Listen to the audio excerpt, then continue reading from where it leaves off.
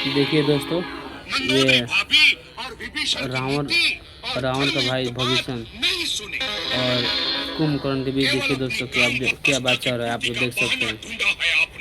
इसी का यह फल है जो आज सारे लंकावासी भोग रहे हैं। शूर्पणखा मेरी भी तो बहन थी। देखिए दोस्तों, रावण और राम के बीच जो युद्ध हो रहा था और सब खत्म हो गया है, तो रावण आया है कुंभकर्ण को जगाने। आप लोग देखिए दोस्तों, इस वीडियो को आप लोग ध्यान से देखते रहिए। देखिए, कोई भी कष्ट नहीं होना चाहिए। बात से जो बोल रहा है उसके जीते जी यदि बड़े भाई को चिंता रहे या वो संकट में आ जाए तो छोटे भाई पर धिक्कार है। सब्सक्राइब और कमेंट जरूर कीजिएगा। इस वीडियो का देखते रहिए। मित्र भी है और सेवक भी है। अपने पांडित्य से मुझे मत भरमाओ विभीषण। तुम अच्छी प्रकार जानते हो कि जीवन में कई बार वह अवसर आता है जिसे धर्म संकट का समय कहते हैं, जब यह निर्णय करना कठिन हो जाता है कि उस समय प्राणी का क्या धर्म है, क्या कर्तव्य है। ऐसे ही अवसर पर हर प्राणी अपने अपने संस्कारों के अनुसार ही अपने अपने धर्म का निश्चय करता है। क्या धर्म है, क्या अधर्म है, इसकी व्याख्या देश और काल के अनुसार सबकी अलग अलग होती है।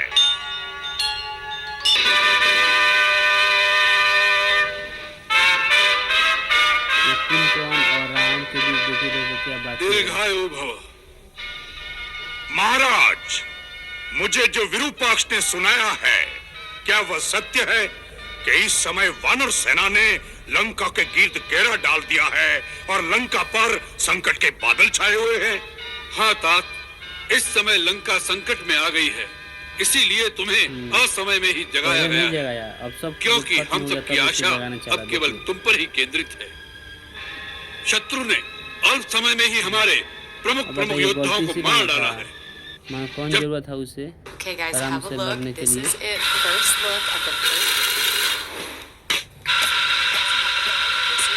First look at the first edition. Sounds great.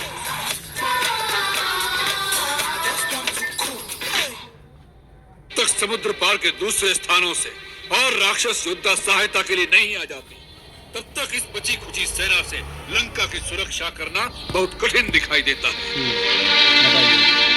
Lanka का कोष भी खाली होने वाला है, इसलिए भी तुम्हारा युद्ध भूमि में जाना आवश्यक हो गया। जो ना काटा था इंद्रजीत से कुछ नहीं हुआ। जब हम स्वयं राम से टक्कर नहीं ले सके तो इंद्रजीत उसका सामना कैसे कर सकता था? इसलिए अभी तक हमने उसे युद्ध में नहीं भेजा है। आप स्वयं क्या रणभूमि में गए थे? हाँ, जब बृहस्पति और मकराक्ष भी मारे गए तब हमने सोच लिया कि शत्रु ऐसे योद्धाओं से वश में आने वाला नहीं है। युद्ध लंबा होता जाएगा और लंका निवासियों का मनोबल दिन प्रतिदिन मंद होता जाएगा। इसलिए हमने निश्चय कर लिया कि हम स्वयं जाकर एक ही बार में शत्रु का समूल नाश कर दे। परंतु शत्रु इतना निर्बल नहीं निकला जितना हमने समझा था। उसने हमारे समस्त अस्त्रों को काट कर हमें निहत्था कर दिया। और सबसे बड़ी चोट तो उसने में तब पहुंचाई जब उसने उस अवस्था में हमारा वध नहीं किया। युद्ध में मरने से हमारी वीरता को दाग नहीं लगता, परंतु उसने हमें अपमानित करके वापस भेज दिया है। ऐसे ही भेज दिया। आज सारा संसार हम पर हंसता होगा, यहाँ तक कि सीता भी हमारा उपहास करेगी। अब हम कौन से गौरव के अहंकार को लेकर उसके सामने जाएंगे?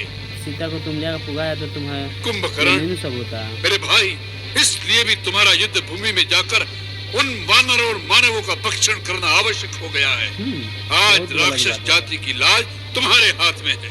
तुम्हें रावण के अपमान का बदला लेना है राम से। अब देखिए, रावण नहीं जीत पाया तो अपने भाई को भेज रहा है कुंभकर्ण को युद्ध करने के लिए। बताइए, देखिए कैसे हंस रहा है। तीनों लोकों का विजेता रावण, जिसके आगे शस्त्रहीन, श्रीहीन और मानहीन होकर रह गया, उस पर भी आपने इस बात पर ध्यान नहीं दिया कि वास्तव में श्री राम कौन है। कुंभकर्ण! देखिए दोस्तों कैसे गड़ जा रहा हूँ अपने भाई की। शत्रु को श्री लगाकर संबोधित मत करो। महाराज, आंखें बंद कर लेने से सूर्य का प्रकाश लोप नहीं हो जाता। बात सही है। जो तीनों लोकों के स्वामी हैं, स्वयं श्रीमान नारायण हैं, उन्हें श्री राम ही कहना पड़ेगा। बात सही है। भैया शायद आप ये भूल गए हैं कि श्री राम से कई पीढ़ियां पहले इक्ष्वाकु वंश के एक राजा ने आपको श्राप दिया था बात सही है। कि जब स्वयं श्रीमान नारायण हमारे कुल में अवतार लेंगे तब वह उसी न रूप में आपका विनाश करेंगे। बात सही था, उनको श्राप मिला था रावण को लेकर याद नहीं आ रहा है। वो बात भी भूल गए जो नारद ने मुझे बताई थी कि विष्णु ने राक्षसों का नाश करने के लिए अयोध्यापति दशरथ के घर जन्म लिया है। भैया ब्रह्मा की बात भी भूल गए, फिर भी आप महारानी सीता का हरण कर लाए जो स्वयं लक्ष्मी का अवतार है। हमें अपनी बहन के अपमान का बदला लेना था।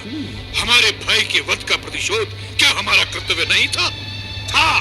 तो उस कार्य को वीरों की भांति करते, चोरों की भांति एक स्त्री का हरण करके क्या आपका मस्तक गौरव से ऊंचा हो गया है? सीता का हरण किया। सूर्पणखा मेरी भी तो बहन थी। आज मुझे जिस प्रकार उठाया है, उस दिन यह हीन कार्य करने से पहले मुझे जगाते तो मैं आपको बताता कि प्रतिशोध कैसे लिया जाता है। राजा के लिए उचित ही नहीं, यह आवश्यक भी है कि वो हर महत्वपूर्ण कार्य अपने परम विद्वान और सच्चे हितैषी मंत्रियों के परामर्श से ही करे। बात सही है, लेकिन इसने राजा को चापलूसों और ऐसे स्वार्थी मंत्रियों की बातों में नहीं फंसना चाहिए जो अपना निजी हित और अर्थ स्वार्थ के लिए राजा के साथ अपने देश को भी शत्रु के हाथों बेच सकते हैं। बात सही है। ऐसे ही मंत्रियों के लिए शास्त्र कहता है कि विनाशयन्तो भर्तारम सहिताः शत्रुभिर्बुधैः विपरीतानि कृत्यानि कारयन्ति ही मंत्रिणः देखिए दान भर्ता मित्र संकाशान अमित्रान मंत्र निर्णय व्यवहारेण जानियात सचिवानु उपसंहितान। कुंभकर्ण, यह समय शास्त्र सुनाने का नहीं है।